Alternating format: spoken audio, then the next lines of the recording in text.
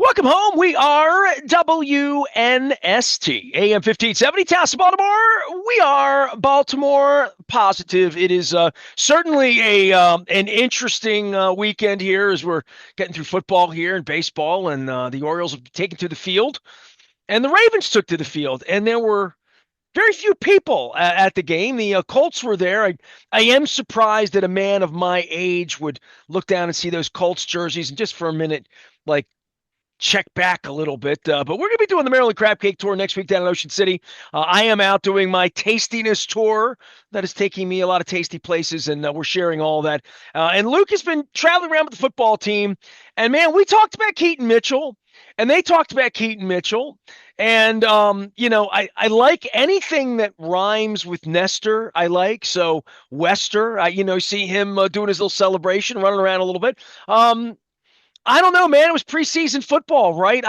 Cooper Rush and not a lot of people there. And the other team's quarterback got hurt, which gave me the heebie-jeebies about the night I was down at the Georgia Dome eating some Hooters wings up in the club level and Michael Vick's on his back and Adelis Thomas. So not a good scene for the Colts. It wasn't. I mean, I don't have nearly as much interest in that. I mean, it's dislocated pinky. Looked a little bit like Brian Baldinger, quite frankly, from the little clip that I saw. But I mean, they have their quarterback issues. That's why they're playing their quarterbacks. They're trying to figure it out. The Ravens. What we saw is nothing that you better not have anything happen to Lamar Jackson because Cooper Rush and Devin Leary didn't look like it, right? Even as a backup, Cooper Rush.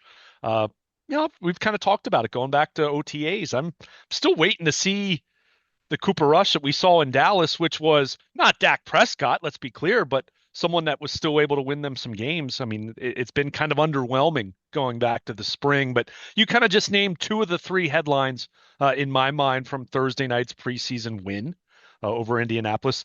Your side point about Indianapolis being in town. How about the fact that the Colts came back to Owings Mills to practice a couple of days ago, and yet it wasn't even a blip on the radar? It speaks to the fact that we're 30 years later, right? Well, the Ravens people were wearing JI. Were they wearing Jimmy Irsay pins? They might have been. I mean, it looked that way to me. Like Harbaugh, anybody that had a collar had the old a respect pin.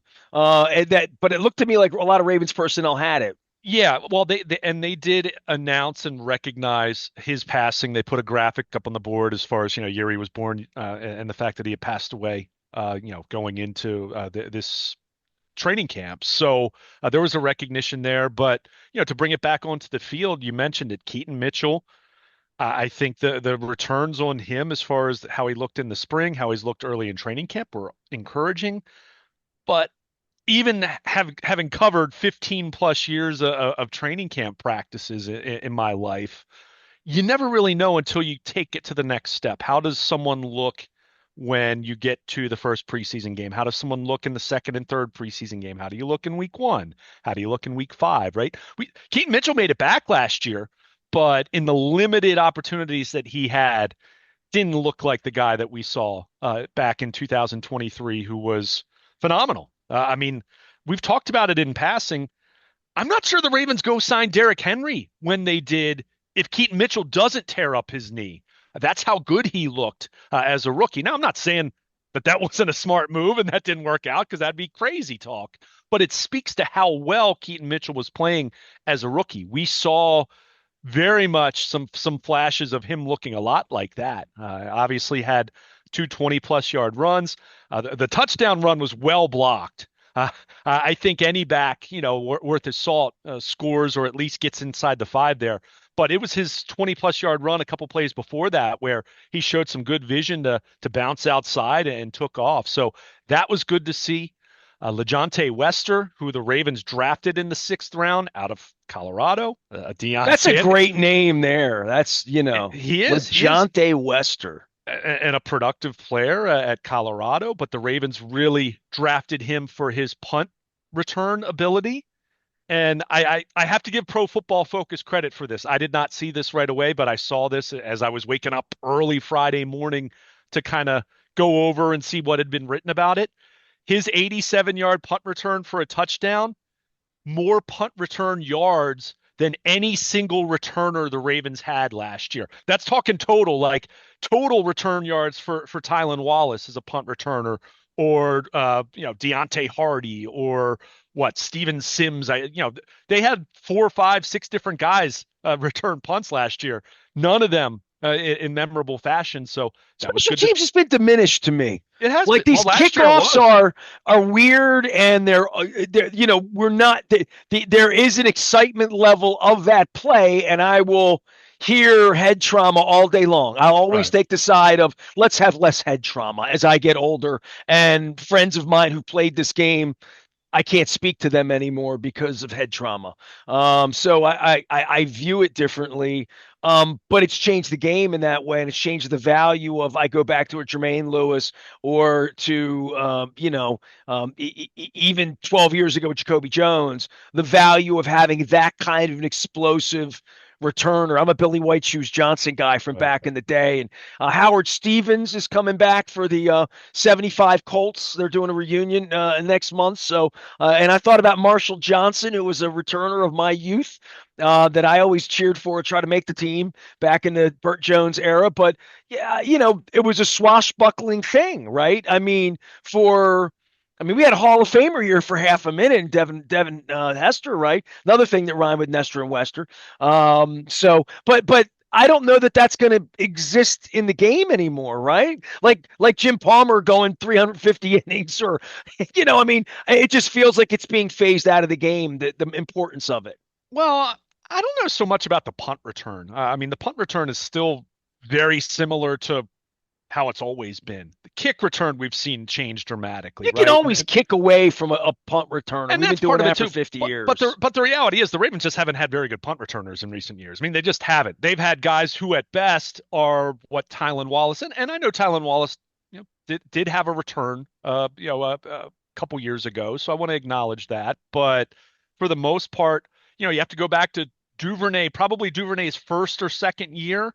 Obviously he started to decline and wasn't quite as explosive his last year or so. I guess after that foot injury that he had in his next to last year as a Raven. I'm trying to keep all my years straight. But Wester, that was explosive. You saw that's something where you say, okay, just catch the ball, kid, because you can run. You could see the vision. They also blocked well too. I will give Chris Horton's punt return unit some credit, and kick return unit as well, because Rasheen Ali had a long kick return as well. But that's something that they were lacking last year. They were not lacking very much last year. Once they got their defense figured out midway through the season, and their pass defense was better after they benched Marcus Williams, they benched Eddie Jackson, they made the changes they did with Ardarius Washington coming in and Hamilton playing off the ball more frequently.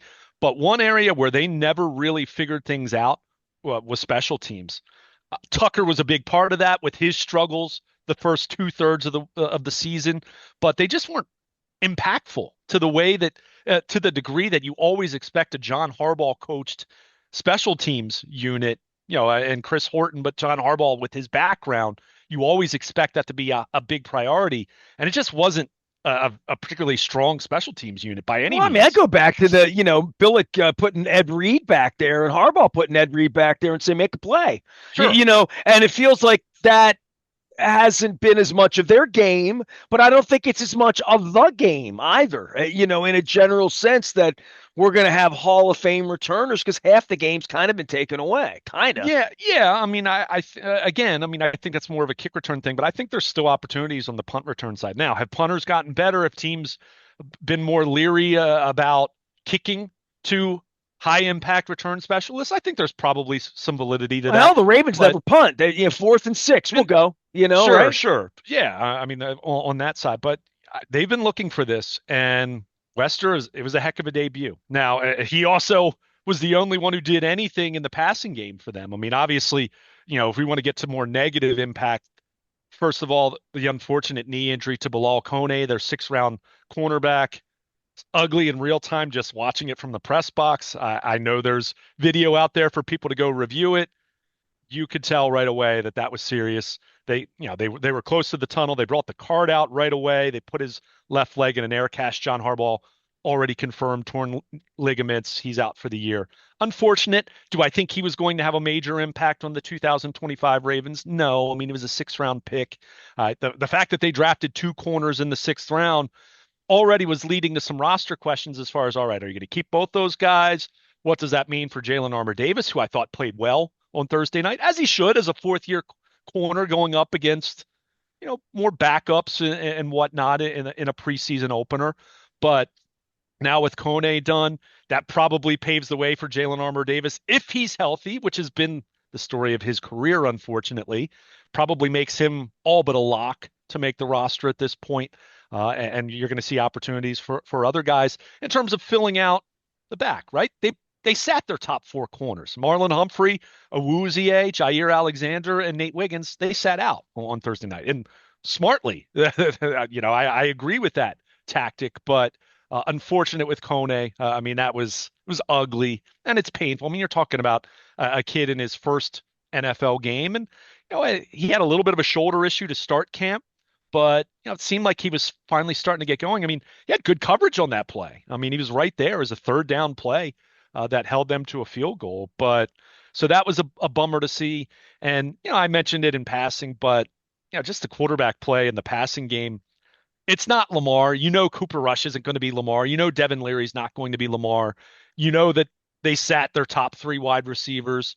But, I mean, John Harbaugh, it was so bad that, I mean, go listen to, you can go to BaltimorePositive.com and listen to Harbaugh's postgame, and we'll certainly have it on our airwaves throughout the weekend. But he almost, I don't want to say he was making fun of it, but he kind of is just like, man, what's the record for the fewest passing yards in a preseason game? I mean, you could tell he wasn't like going out of his way to crush those guys, but you could tell he wasn't pleased with the quarterback play. Well, I mean, there is a point where, like, have you practiced? You guys have been out there, for a couple of weeks. You can't make a Yeah, first down, make a play, yeah, complete a pass, do and something. and I would also say, the pass protection at times left something to be desired. I mean, the Ravens did play three of their starters on the Oh, I saw offensive line. Rosengarten out there running around early, and I mean, the Faalele play where I mean he got run over on that. I mean that one was easy to see. Man, that's not going to be fun for him to go over that with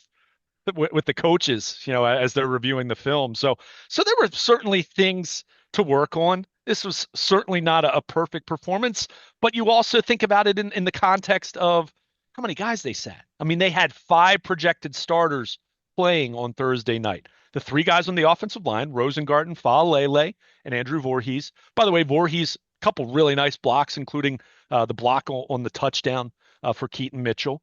So those three played. And then on defense, obviously Malachi Starks is going to play, as a rookie. He played and, I thought did some nice things. And we saw Trenton Simpson play and play a lot, and if there's another area, I wouldn't say these guys played poorly, but wasn't really until the undrafted rookie in the fourth quarter, Jay Higgins, that they had any kind of splash plays from their linebackers. So you're still looking to see more from Trenton Simpson. You're looking to see, okay, can Teddy Buchanan, their fourth round rookie, can he push him at all? I thought it was kind of a quiet night for those guys. So, but they I get thought after the quarterback enough to hurt him. the front did. Yeah, the front did. I mean, I'm talking about the inside linebacker play where I just thought it was quiet, right? I didn't think, you didn't see someone make 11 tackles, right? I mean, you didn't see someone say, oh my, like, who is that, right? I mean, where we've even seen that, like I said, it was the undrafted rookie, Jay Higgins, late in the game, who, had the pick, had a batted pass, and had a big hit, kind of a Ray Lewis like hit. It was clean, but it was a hard hit over the middle. So, which you don't see very many of those anymore. But so, I mean, I think overall, obviously the headliners that you mentioned are the major takeaways here. It's a preseason game. We're going to talk about this and then we're going to forget about it by Now, Wednesday of next week or now, right? I mean, I was going to be a little more diplomatic, but the reality is, I mean, the only thing of real certain consequence is the injury, right? Bilal Kone, who, like I said, wasn't going to be a guy that did much more than maybe special teams. You hope right? I mean, you hope you don't have a run of injuries where he was going to have to play this year, but it's unfortunate for him because they like him. I mean, they thought in the sixth round they had a guy who could develop into outside depth guy, and he still could, but it's unfortunate, right? I mean, it's not just the injury; it's all that missed developmental time now. We saw that with David Ojabo, who did have a sack early on, unblocked on the play. I'm not sure you can really take much away from that other than good for David Ojabo in that moment. But, it's just anytime you lose a player, you're reminded of it's preseason. And yes, guys have to get ready for football by playing football. You can't just put them in bubble wrap, but it does reiterate and remind you why, yeah, the Ravens keep their established starters out of harm's way and just say, hey, practices, joint practice with the Colts that we had on Tuesday, that's good enough, right? And we'll see them in a couple weeks. They'll have a joint practice again with the Commanders.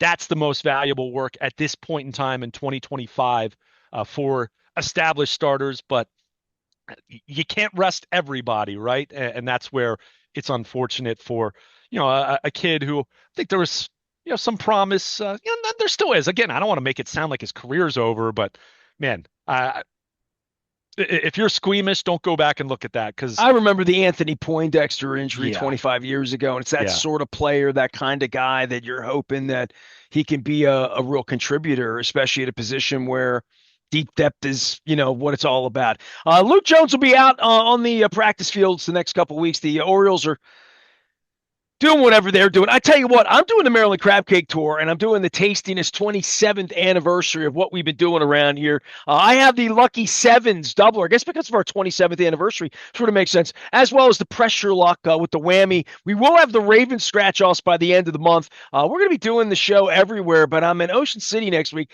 and I got to say this, Luke. I go down to Ocean City Wednesday for Mako. They have a bunch of events. A lot of them involve alcohol and chicken wings, and beach and girls and sandals and music and secrets and fagers and like all that stuff. And then Thursday and Friday, I work at the convention center, which is really like the Super Bowl, sort of, except that it's Maryland people and people saying hello, but it's in a convention hall. It's 20 degrees.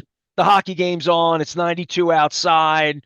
Your glasses fog up when you walk out. You need a sweatshirt all day. Then you walk out. When you walk out, you're like, I don't really want to look at girls. I don't really want to go to the boardwalk. I don't really want to be around people. So you do all of that, and then Saturday I'm driving home, and every day I'm picking up some tastiness things over on the Eastern Shore that I've learned that taste really good that people should stop and get. And Saturday I'm coming home, and I'm like, yeah, I'm coming home, and in my calendar it says Ravens at Cowboys, and I'm thinking the second one, and I'm thinking, am I really going to build my Saturday night around one? Around this next week, you're like, well, we'll forget about this soon or now. And we mentioned the injury, unfortunately, and I'm thinking, well, there's two more of these. I didn't yeah. build my night around it on Thursday night, but a lot of people did, and they were excited about it. All the bars had specials and stuff like that, and I'm thinking, maybe somebody put on a Lamar jersey and went out to a bar, but nobody went to the game. And I just, I do wonder what the takeaways are when there are a bunch of guys that we sit here and Keaton Mitchell, talk about Starks. I guess we could talk about Tyler Loop, right? And a couple of the injury. But other than that, there never is much to pick from these things ever, even when they're in Dallas. Yeah, I mean, it's always, they're little bits and pieces, right? I mean, I'm not going to sit here and lose my mind because the passing game looked horrible with Devin Leary. He's the third string quarterback. He's going to be on the practice squad at best, right? I mean, would I've liked to have seen a little more from Cooper Rush? Sure. But even then, you know how my feelings on backup quarterbacks and investing many resources. I mean, it's a losing investment, right? I mean, you can spend all this money on your backup quarterback, but when you have a quarterback like a Lamar Jackson, like a Josh Allen, like a Patrick Mahomes, like a Joe Burrow, that guy goes down, your season's like you're just I still cooked. think Matt Schaub could have got it done if Joe would have gone down. So Yeah, I mean, he didn't. He had his chance that year, although season was already lost by then. But yeah, so that's where you're looking for standouts, right? I want to see. Like, for example, I'll give you a good one. I thought Mike Green looked good in his first preseason action. But you know what? If he's going up against second and third team guys, he better look good. He better stand out in that scenario, right? I'm not saying he has to have 5 sacks and look like Lawrence Taylor in that setting, but I want to see some signs that, okay, this guy has a chance to be an impactful player as a rookie. And I absolutely think he does. He's had a really nice camp. That's why baseball has Norfolk for Kobe Mayo, right? No question, right? I mean, if you're a top prospect, you should rake at AAA, right? I mean, there shouldn't Well, be I any think question even about the it. NBA, people watch this developmental league in the Summer summer and league, stuff like sure. that. That's kind of what it's about. So that's what you're kind of looking for, right? I mean, if you're looking like for this cohesive productivity and the offense to look like the Lamar-led offense that we see once the season kicks off for real, of course not. I mean, you don't have the same guys out there, but what you saw from Keaton Mitchell early on, that looked like that can play now. How much is he going to get the ball? I mean, you have Derrick Henry. I'm not going to sit here and suggest you give the ball to Derrick Henry less. I mean, I think you, in a big picture sense, you'd probably like to not have Derrick Henry carrying the ball 30 times a game in September and October Especially at if you age don't need 31. to in the third and Sure, fourth no quarter. question. So you already have him. Justice Hill is the third down back, and I don't think that's going to change because he's better with blitz pickup, receiver out of the backfield.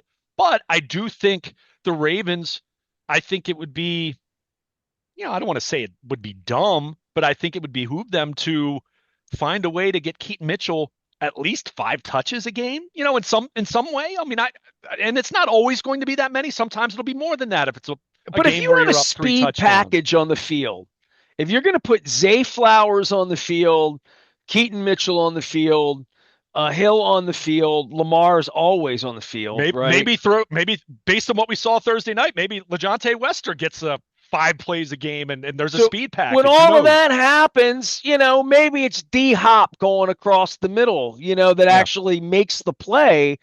But man, if you got first off the quarterback being that kind of a weapon sure. always is a problem for every team. It has been for 8 years now. I don't expect that not to be a problem. But to me, I love Derrick Henry. I love run the ball up your ass. They're going to need to do that in Buffalo. But I also like against certain teams and certain packages that play a little heavier to say we can create mismatches by bringing their Jalen Armour Davises onto the field. No question. I mean, Todd Monken talks about this so much, and you know, Greg Roman talked about it. Did they ever really do it? No. But Monken talks about this a lot. It's diversifying your portfolio as much as possible, right? I mean, can you play with speed? Can you play heavy? Can you play two tights? Can you play 3 wide receivers? Can you play pony where you're in 22 personnel and maybe you have some instances where you do thunder and lightning and you have Derrick Henry and Keaton Mitchell in the backfield on a given play or a given But package. you I mean, always have that the quarterback can take off. no question, right? I mean, it's the great equalizer, right? It's the great eraser for It's like anything that playing chess with happens. two queens. Yeah, I You mean know, we've talked about that, and that's why I've always said, look, I mean I'm not going to sit here and say that Lamar should seek out running 15 times a game, but if you're in a position where a defense really has bottled you up and figured out your game plan, man, it's nice to have it in your bag, right? I mean it's a golfer who has every single club in the bag for every situation. I mean that's what you want with your offense. That's what you want to be able to do. Now you have to have the offensive line to execute all of that, right? Whether you're going to, pass protect, obviously pass protection or run blocking, but even with run blocking, I mean, are you going to do gap, man power? Is it going to be outside zone? All of that. You want to be as multiple, as diverse as you can be. And it really feels like, and it felt this way last year. I mean, this offense was unbelievable last year. I mean, it wasn't just Derrick Henry. Lamar threw for over 4,000 yards for the first time in his career. I mean, go look at his yards per attempt. The fact that he had 41 touchdowns to 4 interceptions. I mean, it can't get any better than that on paper, really. It's not necessarily that this offense, I think, I'm predicting it to be better statistically, but can it be even more diversified? Can it find a couple more ways to beat you? One thing that we've talked about in passing, and I've written about it at BaltimorePositive.com, they've worked a lot with cadence. That's something that they've talked about as maybe a next level step for them is diversifying their pre-snap cadence a little bit. I mean, think about it. You always go on one, the defense figures that out pretty quickly too, right? And it can give them a little bit of an advantage and you a disadvantage. So can you diversify your cadence? Now, the problem with that is if your guys can't handle that, what's going to happen? You're going to have more false starts and more illegal motions. So that's something they've been working through here the first couple of weeks of camp. Will they get so good at it that they're going to be a team that really relies on varying their cadence more than in the past? We'll see. They might have to scrap it because they have had a lot of false start penalties the first 2.5 weeks of camp.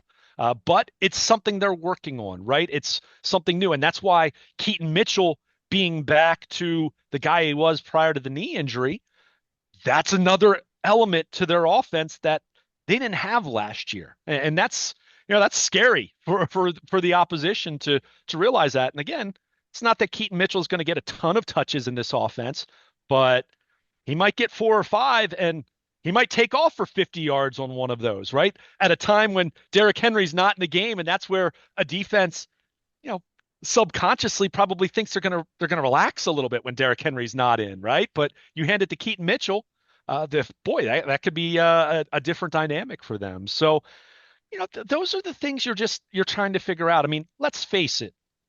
I mean, on the other side, you have Indianapolis who's trying to figure this out with their early first-round pick from a couple years ago, who to this point hasn't been able to stay healthy. And when he hasn't been good, right? Daniel Jones has already failed in New York, right? I mean, he's not, even with the Giants having paid him, not a top-of-market deal, but paying him real money, and it didn't work out.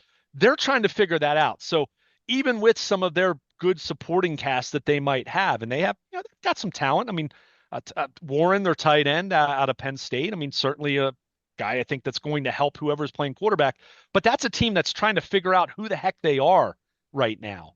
The Ravens know who they are. That's why they didn't have to play many of their starters.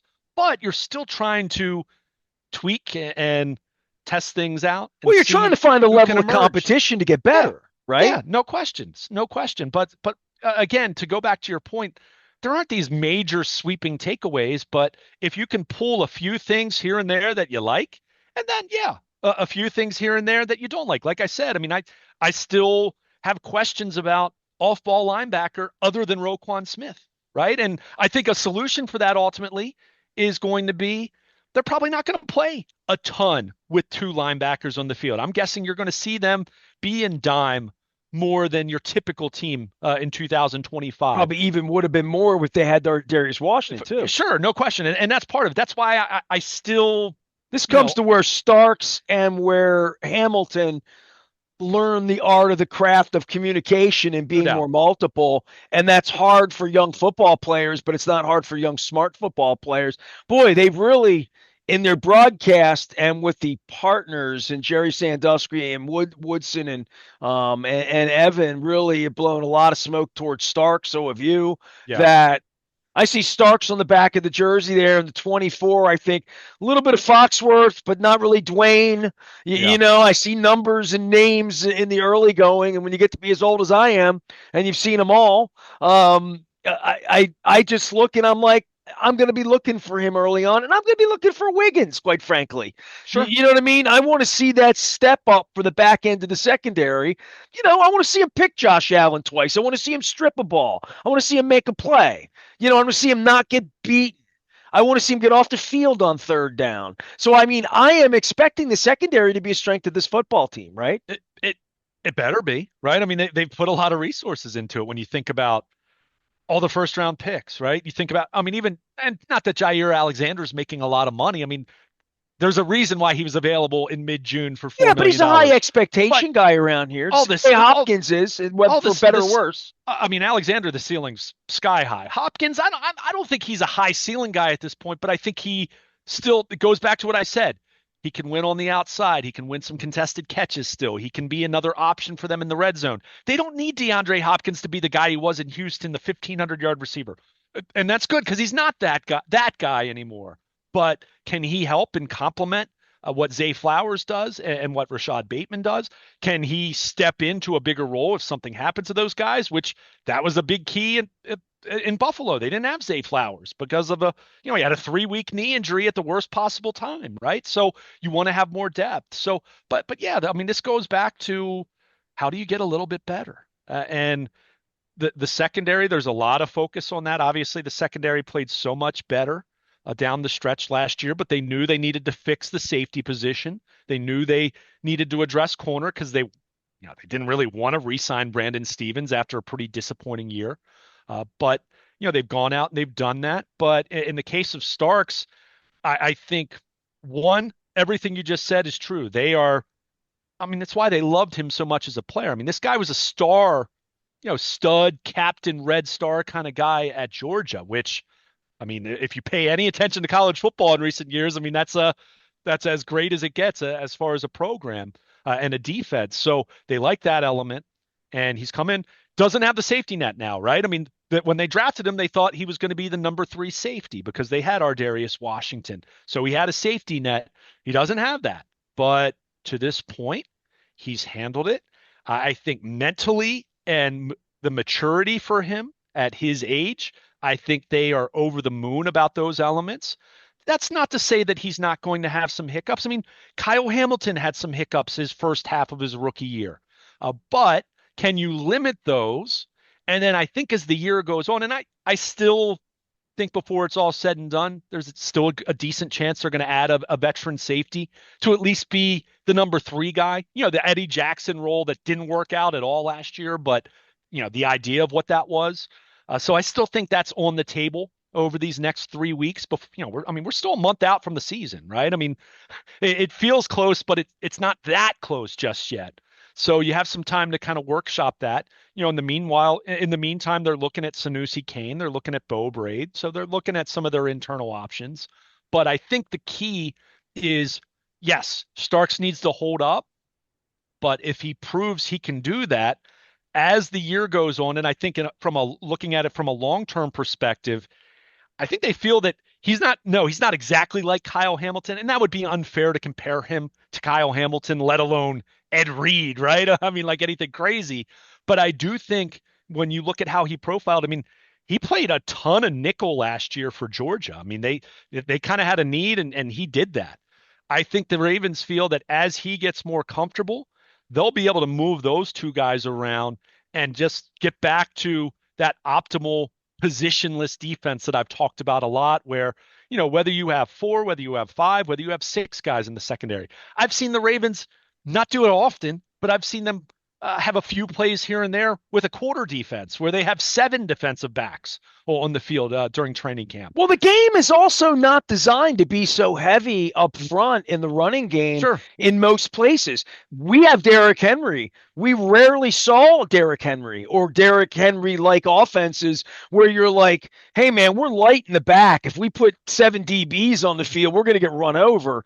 That's not really the case with these DBs either, yeah. Right? And that would be a little bit more as we saw Rod Woodson in the press box there. Like when Rod, moved to a safety got bigger, safety got stronger, and Ed Reed was a small-ish safety, but had no problem coming up trying to tackle you until he couldn't anymore, until his shoulder wasn't any good.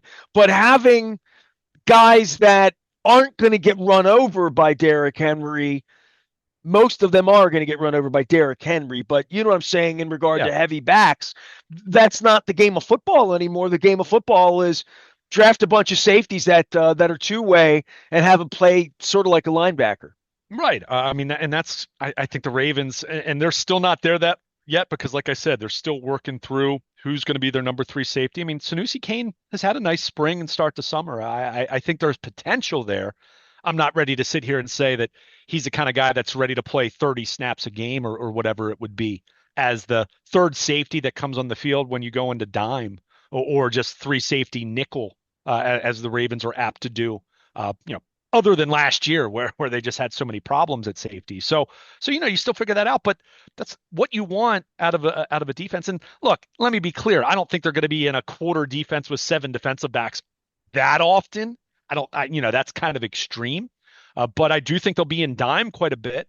And what you want is 6 defensive backs or 5 defensive backs that can all kind of do the same things, right? I mean, there were times last year, the last couple of years, there were times where, okay, Marlon Humphrey is playing the nickel, he's playing the slot, but you go and look at the play and how they flip their coverage and disguise their coverage even after the snap.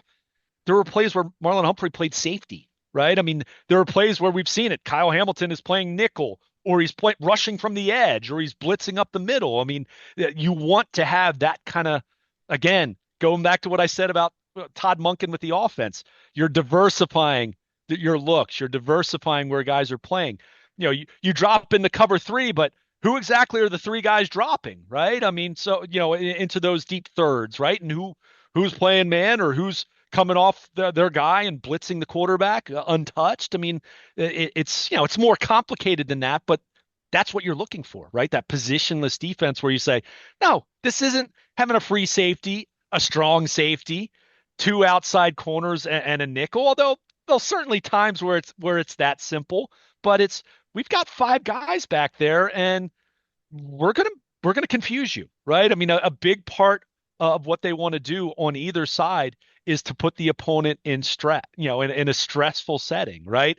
In the same way that the Ravens with Lamar Jackson and Derrick Henry at the mesh point, or whatever they're trying to do offensively, they are putting a heck of a lot of stress on those linebackers to know where to go. And in the NFL, you take a half false step, that's the difference between a 2-yard gain and someone going for 25 in this offense, or 50, right? I mean, it's that simple. So, and it's the same thing with opposing quarterbacks. You make them doubt the coverage that they're seeing in front of them for an extra half second, or they've got to pat the ball. They're double pumping and they're not sure. That's the difference between someone maybe intercepting a pass or the pass rush, which we saw them be fantastic in terms of collecting sacks last year, but if you looked at pressure rate, it was a little more middling. I think anyone knows in recent years when the Ravens have been in a position where their best defense is rushing four, it doesn't go as well, generally speaking. But that right there, if you can deceive in the back end of the defense, that gives Kyle Van Noy or Odafe Owe or Mike Green or Nnamdi Madubuike that extra half of a second to get to the quarterback and hit the quarterback as he throws. It's incomplete, gets knocked up in the air, a strip sack rather than just a quarterback hit, right? I mean, so there's there's a chain effect here, right? I mean, everything that happens at any point in the defense will impact others in either a positive way or a negative way. So they're working all that out, but I mean, the potential is sky high. I mean, it absolutely is. There's only a few positions on either side of the ball that I have great, I don't even know if great concern, relative concern is probably the best way to put it. I mean, O-line depth, probably some D-line depth, but behind their starters, a little bit of a question there. Number 3 safety, inside linebacker, better not have anything happen to Roquan Smith because, I mean, these young guys, are they ready, right? Kicker. And obviously kicker, right? Which Tyler Loop missed the first one wide left. That's kind of how he's missed. Kind of strange because that's the way Justin Tucker was missing last year. I'm not saying it's the same exact issue, but he came back and then ball.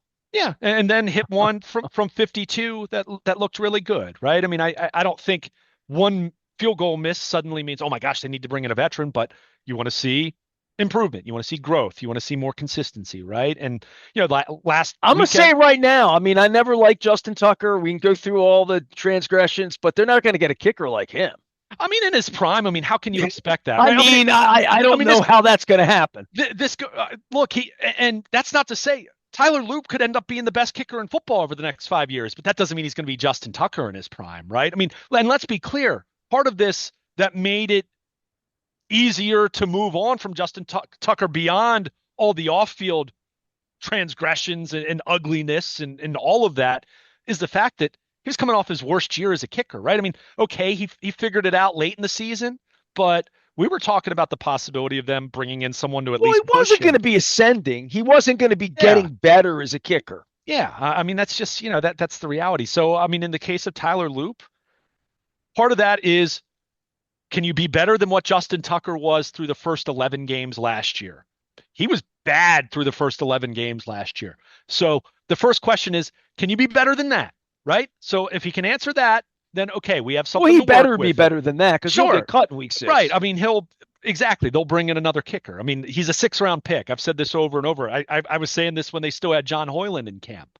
Hoyland's, you could tell Hoyland's leg wasn't nearly as strong as Loop's, but a 6th round pick, that's not a threshold that you're absolutely going to keep a guy. They didn't. This isn't as though they drafted Sebastian Janikowski in the first round, right? And you're kind of stuck with a Dude, they guy when went you through do that. Graham Gano and Steve Yeah. Hauschka because these things So, happen. but I, to a man, I think they really do like this kid. He's got a really, I mean, the leg strength is not a question. He made a 60 plus yarder at the stadium practice the other day. The leg strength is not a question. And for the most part, he's performed in practice. I mean, he had one really rough day back in the spring. He had another day in the spring that it was, kind of like Thursday night. He made one, missed one, and he had one camp practice. Probably the first week that he wasn't great. Other than that, he's been excellent. So you need to see growth. You need to remove those from the equation, right? You can't have one of those days when you're playing Buffalo or Kansas City. We know that. But that was also part of their issue last year. I mean, for as much as we talk about them not getting off to a great start last year and the games that they lost, go look at some of those games. The Eagles game, Tucker missed multiple kicks. The Steelers game, missed kicks. I mean, go down the list of the games they lost. Justin Tucker had a hand in a few of those. So Tyler Loop, can he be a legitimate NFL kicker? Can he be an average NFL kicker? Can he be an above average NFL kicker? Asking any more than that, I mean, you hope he can be better than that eventually, but I also recognize he's a rookie, right? And to your point, you can't put the burden on him thinking that he's going to be peak prime Justin Tucker, right? I mean, that's unreasonable because that guy That doesn't means he's grow. going to miss some kicks. Yeah, that means he's going to miss some kicks. But to your point, and you talked about this talking about the punting game more so. You're also in a position, and the Ravens have been in a position in recent years. They haven't relied on Justin Tucker as heavily as they did in the past. So there's going to be some of that as well. Yeah, 4th and 3 from the 31. Well, I mean, I know Tucker can make it, but we're going to score a touchdown. Yeah, I mean, fourth and 1. It's like, okay, yeah, we could have Tucker try a 50-yard field goal, but we've got Derrick Henry and Lamar Jackson. We're going to get the first down and score a touchdown in 3 plays, right? So there's still going to be that at work, but that is part of what we're continuing to look at and monitor, and it's why you're seeing the daily updates from everyone who's out in Owings Mills. Oh, Loop was 6 for 6 today. Oh, he was 5 for 6. Oh, he was 4 for 4, right? I mean, I'm not keeping stats like that on Lamar Jackson, right? I mean, we know what Lamar is. But in the case of Tyler Loop, yeah, they're trying to figure it out. Disappointing to see him miss the first one, but did come back and make the second one in rock solid fashion. So next time, as they're getting ready to go to Dallas and be kicking in a dome, you want to see that leg play, right? I mean, they're going to be facing a really good kicker because Aubrey is maybe the best in football. I mean, certainly has the best leg in football at this point. For Dallas, one of the few things I actually like about their team at this point in time, given the mess they are. But you want to see Loop take the next step and not let the miss on Thursday night kind of linger. And he already he was able to make the second one on Thursday night, so that was good to see as well. All right. Luke is going to be monitoring all things fake football, real practice, real Orioles baseball as well as we get through. And it's just been tough, man. Last place baseball up in Philadelphia. You're going West Coasting soon here, getting the scorecard out, all of that. And then getting the scorecard out for these preseason games, including the Dallas game next Saturday, which I'm like, am I really going to build a set? I'll be worn out by next Saturday because we're doing the Maryland Crab Cake Tour all week long. We'll be at Mako. We are doing our tastiness tour as well. And I'm finding some great tastiness. 27, my legitimate 27 favorite things to eat. I'm doing the countdown into the weekend. I've gotten people catch on already. I had a friend. I went to dinner at Costas with a friend last week, her and her husband, and she wanted me to tell her what the 27 things. I'm like, no, I'm not going to tell you that. You got to follow along. And then like we got about 2 days into it, And she's like, jerk hut, Towson. Wow, this is fun. I'm going to follow along. I'm like, well, what was the whole point? I'm an old radio carny, is what I am. It's the Luke, it's the slow season. Don't tell anyone. Last place baseball, preseason football, but I have real lottery tickets to give away. Lucky sevens, as well as the whammy and pressure luck. We're gonna be out at Coco's, Costas. I'll give the whole schedule here because I somebody hit me the other day. They're like, yeah, you didn't put the schedule up, and I was gonna be at Beaumont this week. We punted on Beaumont. Speaking of kicking, we punted on Beaumont into September when Evan Brown could join us, and we lost a couple of our guests this week as well. We're going to be at Fadley's on the 21st. We're going to be at Pizza John's on the 22nd in Essex. We're going to be at Costas and Timonium on the 25th. We're going to be at Slancha in Fells Point on the 26th. And we're going to be at Coco's in Lauraville on the 27th. So we bunched them all together, and we're getting ready for the football season. I'm going to be in Mako and Ocean City next week, and we're eating good here in the neighborhood. I am Nestor. He's Luke. We are WNST, AM 1570, Towson, Baltimore. And we never stop talking Baltimore positive in our new sponsorship with GBMC that you'll be hearing about. That means I need to make a doctor's appointment.